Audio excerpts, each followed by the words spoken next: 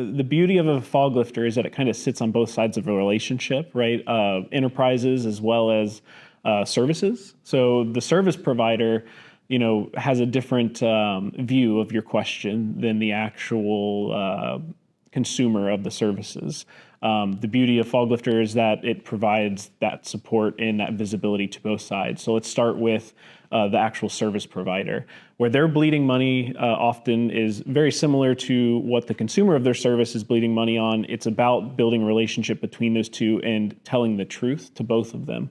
What I mean by that is through mapping out the assets that service provider supports and showing them the money associated with it and being accurate in the count of those resources. What we find a lot of the time is a service provider may not be counting the assets that they're supporting properly because it's manual.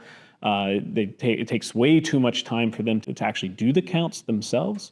And so they will do one count, and then every month is just a continuation of tacking on the changes, but then they lose track along the way. And so a lot of times we'll run into a customer where they're being overcharged by their service provider and not even realize it.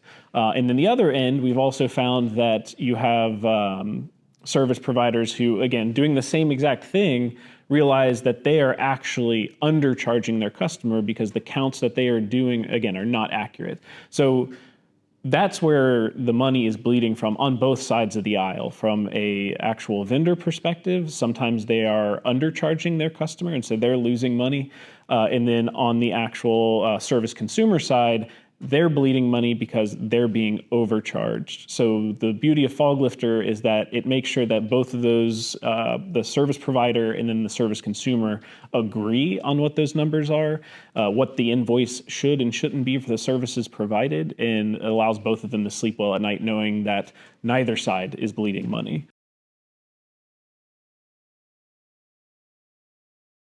I think the one thing that usually hits a home run every single time we have the conversation is our validation view.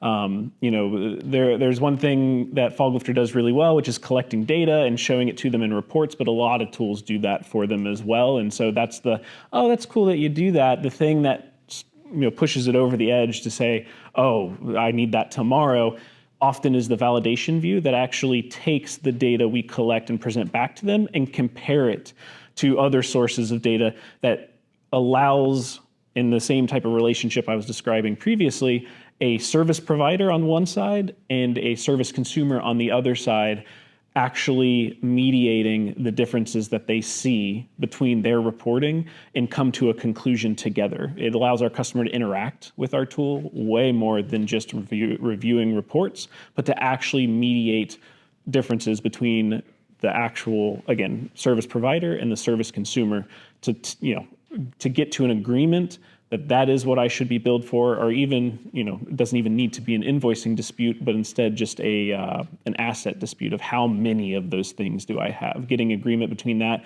and it strengthens the relationship between a service provider and a service consumer. And that is the one thing I think that kind of always brings it over the edge, is knowing that we have the validation view. That's a big differentiator for FogLifter and how it takes it further than tools like Power BI, that type of thing that really just gives you some reporting.